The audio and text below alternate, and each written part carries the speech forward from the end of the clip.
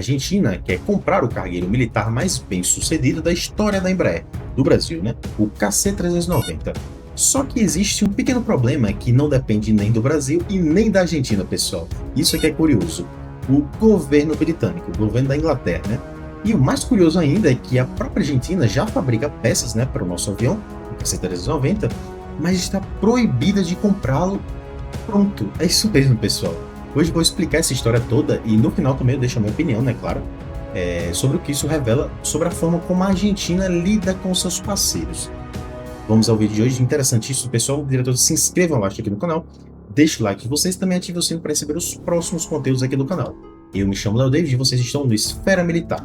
Lembrando que esse vídeo aqui faz parte da playlist do raio-x do KC-390, né, que está aqui no canal, então vão lá embaixo aqui no canal e maratonem as playlists do canal, KC-390, Gripen, Fragata Tamandaré. Agora eu criei uma nova playlist de submarinos, né, aqui brasileiros, falando tudo sobre os submarinos do Brasil. Todos os vídeos que eu for adicionando também vão para as playlists. Então vão lá e maratonem, pessoal. E vamos ao vídeo. O obstáculo tem nome, data e motivo bem definido.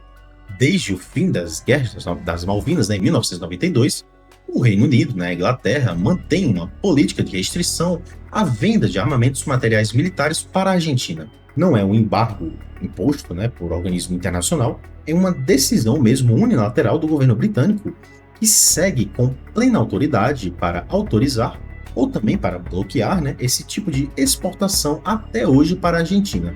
E isso é bem interessante. E esse veto, pessoal, não afeta só produtos fabricados diretamente, né, claro, no Reino Unido.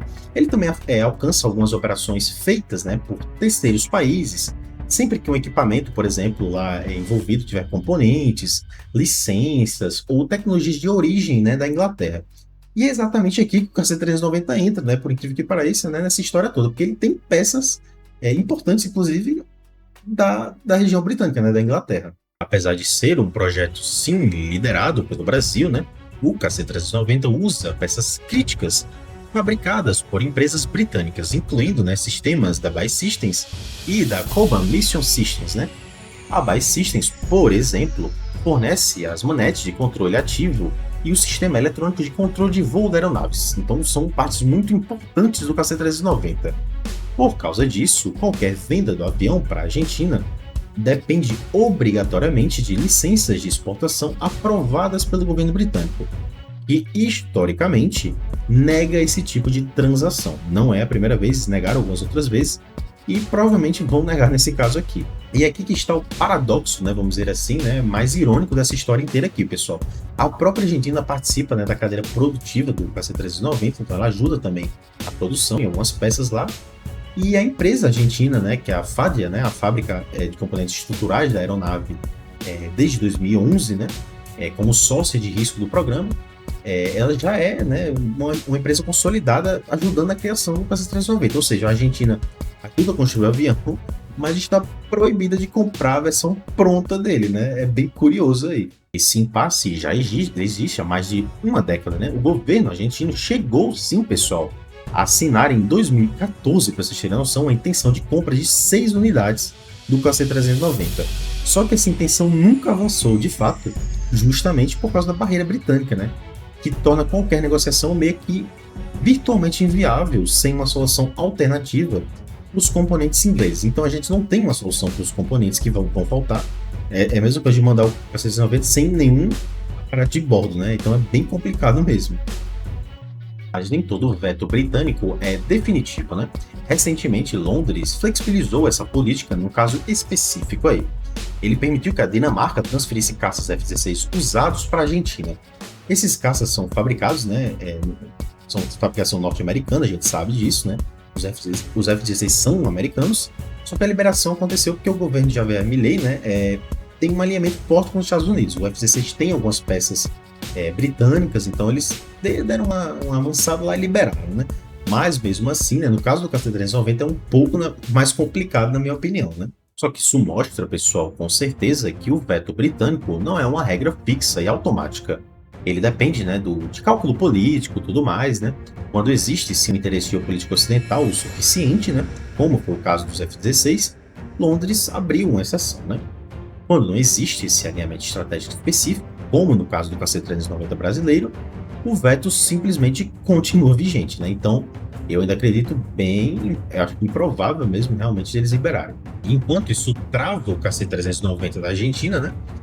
Os Estados Unidos aproveitam esse vácuo meio que para consolidar influência lá na Argentina. Então, é um pouco problemático também aqui para a gente. Um exemplo recente, né, concreto, foi a compra dos blindados Stryker, né, americanos pelo governo argentino aí. Depois que a negociação para adquirir 156 blindados Guaranis aqui do Brasil, isso foi uma pena, né? Simplesmente não avançou. Então, eles estão escolhendo algumas coisas americanas, querendo ou não, né? Mas pode ser uma oportunidade perdida para o Brasil, mas que beleza, talvez, né, pelo histórico um pouco ali da Argentina complicado, não seja tão ruim. Esse caso dos Guaranis merece atenção também, porque o motivo não foi técnico, né? O Brasil e a Argentina tinham assinado um memorando, né, em 2023 ainda para essa venda, com transferência de tecnologia inclusa e tudo mais. Só que o financiamento previsto via BNDES não foi liberado pelo governo brasileiro, principalmente pelo risco de calote, né, diante da situação financeira da Argentina naquela época. E hoje, aparentemente, não mudou tanto nesse caso aqui. Diante disso tudo, a Argentina assinou ali a compra de blindados, né, Stryker, diretamente com os Estados Unidos, através de financiamento militar americano lá e tudo mais. É muito mais flexível, né, com países de risco financeiro elevado, né, então os Estados Unidos já são acostumados vamos dizer, lidar com esse tipo de situação, onde um país pode dar calote, por exemplo, né. É um padrão que se repete, vamos dizer assim. Quando o Brasil trava, os Estados Unidos entram para ocupar esse espaço. Só que no caso da Argentina, talvez não seja ruim, porque eles podem dar calote na gente. Então, fica tudo de igual para igual ali, né? Vamos dizer assim. Bom, na minha opinião, esse tipo de impasse recorrente é, em boa parte, consequência da própria forma como a Argentina historicamente se posiciona com seus parceiros comerciais e políticos. O confronto que ocorreu entre a Argentina e a Inglaterra, que remonta, né, à Guerra das Malvinas, ainda pesa muito, né?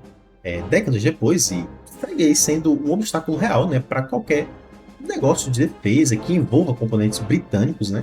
Isso não é culpa do Brasil, obviamente, né? É herança de uma disputa histórica lá, que a própria Argentina protagonizou, não tem nada a ver isso com o Brasil, né?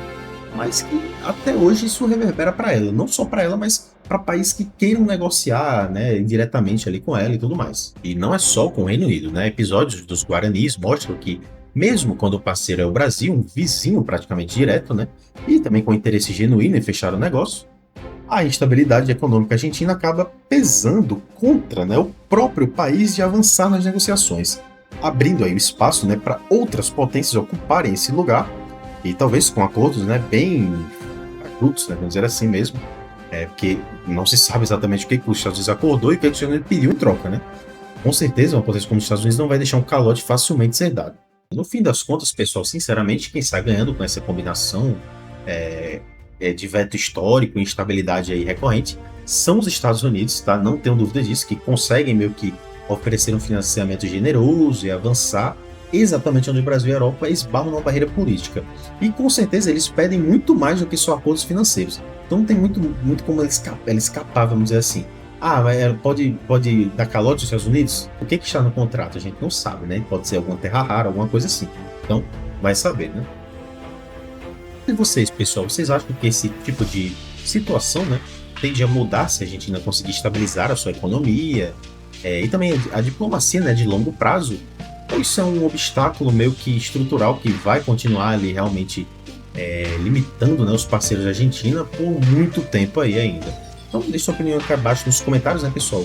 Deixe o like vocês também e se inscrevam no canal se ainda não se inscreveram, né, deixaram o like. Por favor, né, pessoal? Ajuda muito aqui o canal. E então é isso, pessoal. Se gostaram do vídeo, né? Fiquem até o final do próximo vídeo também que eu vou postar. E basicamente isso, pessoal. Até o próximo vídeo.